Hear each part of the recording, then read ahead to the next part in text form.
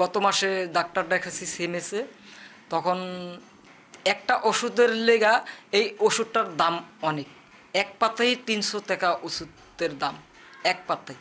ওটা খাইতে হবে আমাকে টানা খাইতে কইছে, নির্দিষ্ট কোনো টাইম দেয় না ডাক্তারে, মানে 1 মাস খাইতে হইব না 2 মাস খাইতে হইব, মানে 1 বছরও খাইতে হইব।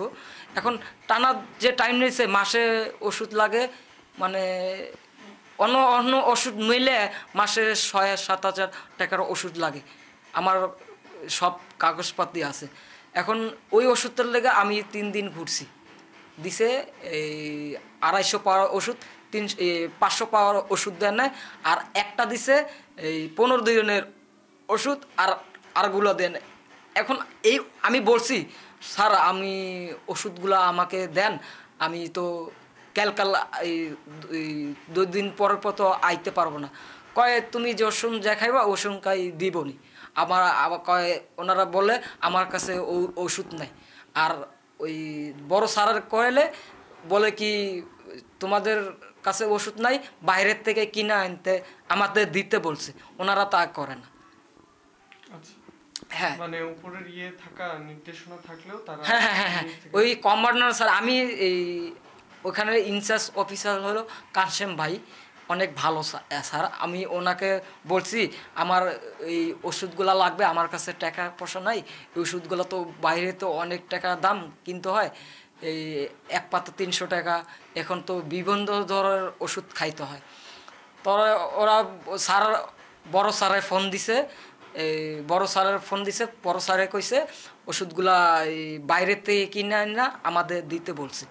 তখন আমাকে সারাদিন ওইখানে বসায় রেখেছে। আমার আম্মা জানে, সকাল থেকে আমি বিকাল 5টা পর্যন্ত হসপিটালেই বসেছিলাম ওষুধের জন্য। এখন ওষুধের জন্য তো ওষুধ আনতে গেছি, পরে কি আজকে ওষুধ নাই গা, আজকে ওষুধ আসে না, তুমি কালকে আসো। কয় আমি বললাম কালকে কখন আসবো? কালকে দুপুরের পর আসলে যে কোনো টাইমে ওষুধ পাইবা। গেছি, আমি তো যেইটার জন্য আশা করছি ওইটা দিবে, আমি চলে আসবো, আমার ট্রিটমেন্ট হইব। ওইটা আমি আনতে গেছি, আমাকে একটা ওষুধ দিছে, তাও কম পাওয়ারের ওষুধ দিছে। ওষুধটা হচ্ছে আপনার দেরি করে দিচ্ছে বা হচ্ছে কম পাওয়ারে দিচ্ছে, একদম ওষুধ দিবে না বা আমরা দিতে পারবো না, এই ধরনের কোনো কথা না, ওই ধরনের কথা কখনো বলে। আচ্ছা, আপনার দেরি করে দিচ্ছে, একসাথে ওষুধ দিচ্ছে না, এটাই সমস্যা। হ্যাঁ, এমন তো না যে ওষুধ দেয় নাই, এমন হচ্ছে কখনো না। আচ্ছা, আপনার অপারেশনের বিষয়টা কি বললেন? অপারেশনের কথা বললে আমাকে নিয়ে ভোট চেম্বারে বসছিল এই বড় বড় ডাক্তাররা।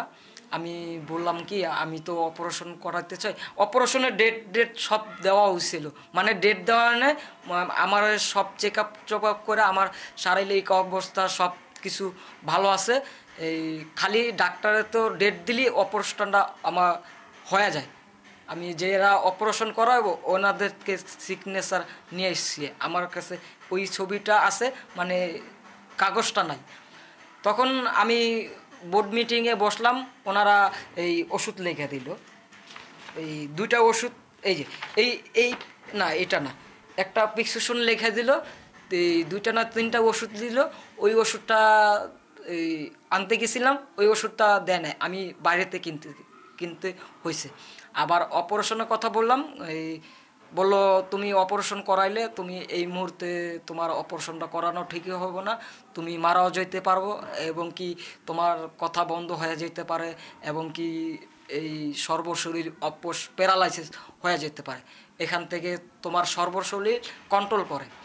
আমি বললাম বাইরে আর একটা ওনাদেরই ডাক্তারের কাছে বললাম, আমি যদি অপারেশন করাই, আপনারা যদি কোনো ওই বাংলাদেশের কোনো হসপিটালে আমাকে রেফার করেন,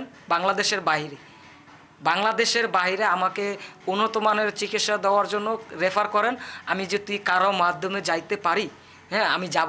ওনারা ডাইরেক্ট বলছে এখান থেকে কোনো জায়গায় রেফার করা হবে না, তুমি যদি চাও তুমি পার্সোনালি দেখাইতে পারো, তুমি পার্সোনালি বাংলাদেশের বাইরে যায় অপারেশন করাইতে পারো।